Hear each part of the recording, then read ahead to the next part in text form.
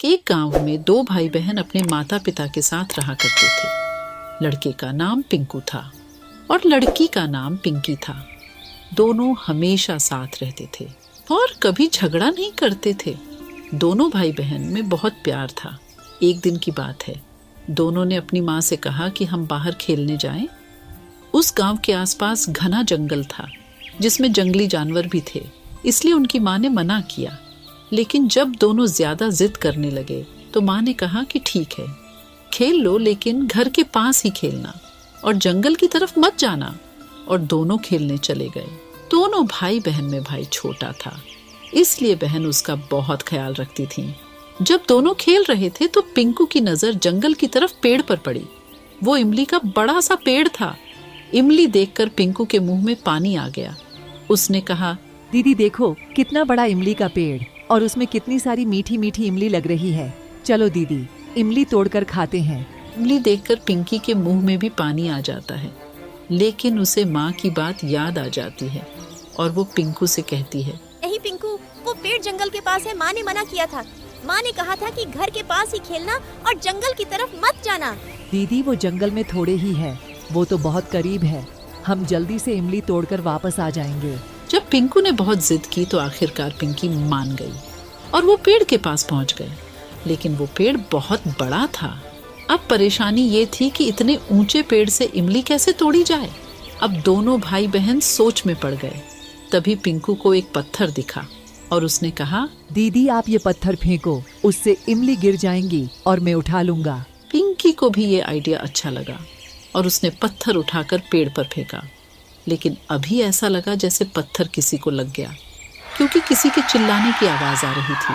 अब दोनों भाई बहन डर जाते हैं। हाय मार डाला रे कमबख्त कौन है?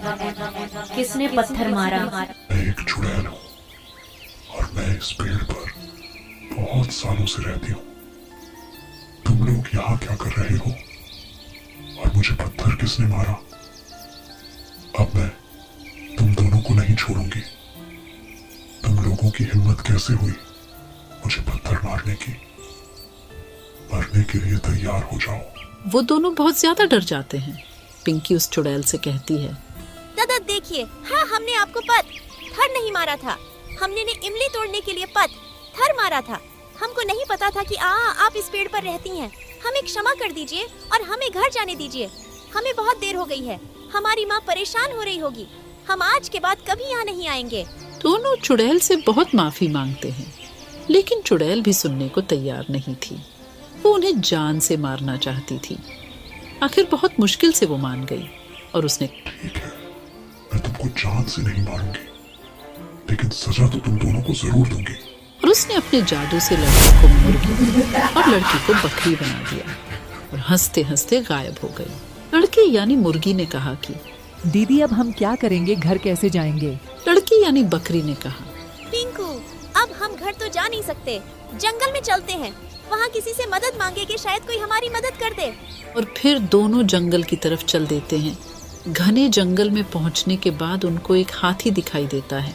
तो पिंकू कहता है, वाह दीदी देखो, ये तो वो ही हाथी है। एक मोटा हाथी घूमने गया मकड़ी की जा। पिंकी ने सोचा मोटे हाथी से ही मदद मांगते हैं और वो मोटे हाथी के पास जाकर कहते हैं, मोटे हाथी हमारी मदद करो।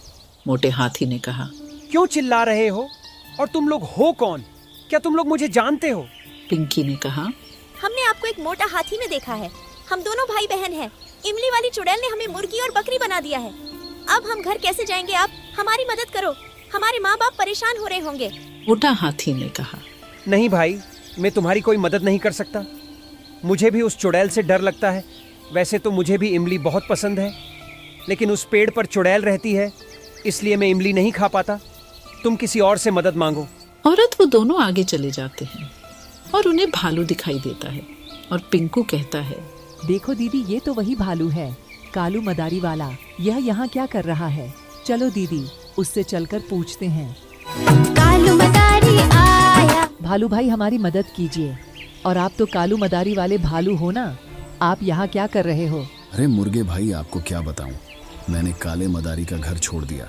वो मुझको खाना नहीं देता था और दिन भर डांस करवाता था, इसलिए मैं यहाँ आ गया। और तुम लोग क्या मदद मांग रहे थे? मैं तुम्हारी क्या मदद कर सकता हूँ? भालू भाई, हम दोनों भाई बहन हैं। इमली वाली चुड़ैल ने हम दोनों को मुर्गी और बकरी बना दिया। अब हम क्या करें? आप हमारी मदद करो। नहीं, मैं आप दोनों की मदद नहीं कर सकता।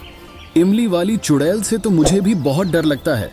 मैं तुम्हारी मदद नहीं कर सकता, तुम लोग किसी और से मदद मांगो। वो दोनों बहुत निराश हो जाते हैं और किसी और से मदद मांगने के लिए आगे बढ़ते हैं।